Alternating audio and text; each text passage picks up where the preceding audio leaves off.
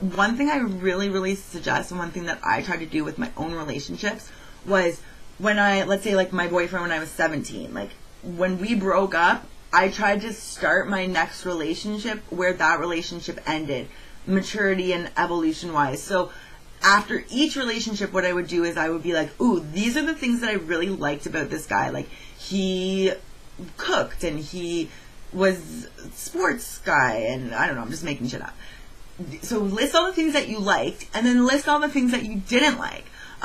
He never called me back. He possibly cheated on me. He went to the bar all the time. Like, shit like that. Write all that down. Literally write it down if you have to in your journal. And what I would do is I would say, okay, in the future, here's a list of things that I want. I want a guy that opens doors for me and calls me on time. And in the future, I will not accept a guy that goes to the bar more than once a month and doesn't invite me, or a guy that doesn't call me when he says he's going to call me. And then what I would do is when I would start dating a guy, literally if like on our second date, he did something that was on that list, and keep in mind it wasn't like chew with his mouth open, it was like dickhole stuff that I should have been like, if that guy is doing that, he's probably a dickhole. So I would start to pick up those clues. I'd be like, this guy doesn't ask me about my interests. This guy doesn't, he's telling me that him and his buddies are going out on Friday, but he's not at all asking me what I'm doing or has any interest in me being there whatsoever. You know what I mean? Like, just some clues that would throw the ball at me to say, you're not really that important. I don't really care about you. I'm not really interested in a relationship, and you're not the one. Like, I started to be able to pick those clues out. And I really realized that guys aren't as big as dicks as we like to make them out to be. We just choose not to pick up on the clues that they give us that say, I don't want you to be my girlfriend ever. I remember I went on a couple dates with this guy, and maybe 3 weeks into us dating, he made a comment to me that he's like, I'm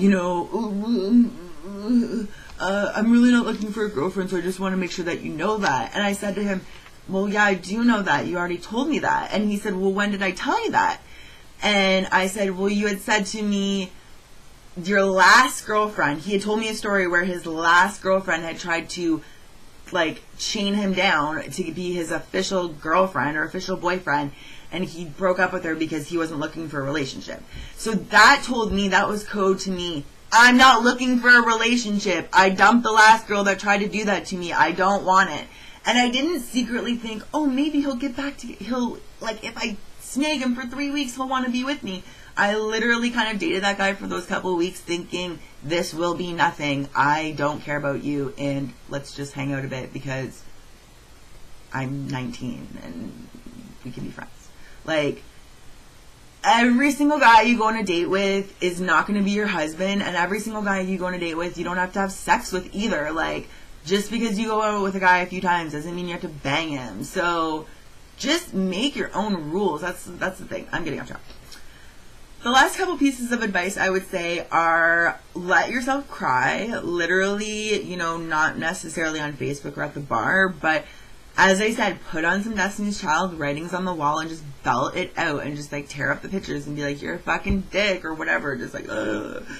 Everyone's been there. Everyone's been in those bad relationships. Just like, you have to digest it. You have to kind of walk through the pain to get to the other side. And things will get better. It's just like when someone dies, the first few days are hardest and things will get better over time.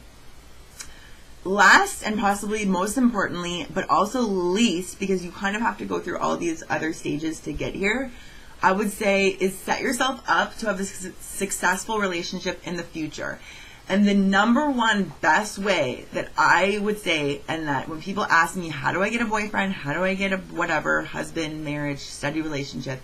The number one answer that I give people is work on yourself and center and know yourself. What I mean by that is do whatever you have to do, whether it's exercising, meditation, self-help books, a combination of all of those things, journaling, mentally, physically, spiritually, emotionally, work on yourself in all aspects Find out who you are. What are my morals? What are my values? What are my goals? What do I define as right? What do I define as wrong? I really feel like people put too much trust in the government to tell them what is right, what is wrong. Let's be honest right now, gay marriage is illegal, and so is, medicinal marijuana and marijuana. Like, a plant is illegal, but Oxycontin and, having sex with horses is not illegal. So you can't trust the government to make all the choices for you. You have to decide what is right for me, what is wrong for me. You also need to decide, like, what are my values? What do I want in my life? Do I like to have a clean house? Do I like to have a messy house? Do I like to play sports all the time? Do I want a big family? Do I want a small family?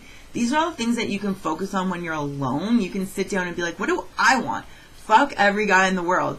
What do I want for myself in my life? Do I want to own my own business? Do I want to travel? Do I want to have a buttload of kids? Like, what do I want? What are my goals? Do I even want to get married? Like, anybody that's had a more than 5-year relationship will tell you being in a steady relationship isn't that amazing all it's cracked up to be. Yes, relationships can be really, really great, but you still have bad days. You still have bad days at work. You still have shit that happens in your life. It's not the cure to all your problems.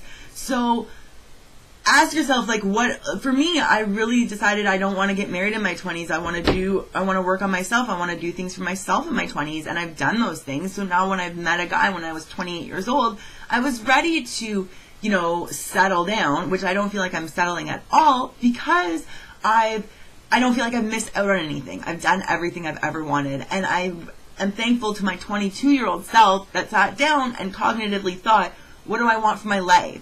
And one huge thing that screamed out at me was not to have children yet. I did not want to be in my 20s and have kids. So these are all factors that, I dated a guy that he was very much like, after a few years, like, oh, if you get pregnant, you get pregnant. But I knew in my heart that although I was like, oh, that's kind of sweet that he'd be wanting me to be the mother of his children, I knew I didn't want children yet. So when you really center yourself, you realize it's not about them, it's about you and what you want. And when you think about it, like, if you become like a scientist, fire breather, odds are you might meet another scientist or fire breather or fire breathing scientist. And that's how you meet that person and fall in love. And it's not because you copied his hobby. It was because you genuinely had your own interests and you were following your own dreams and goals, and then they naturally brought people towards you that had similar interests, goals, dreams, and such.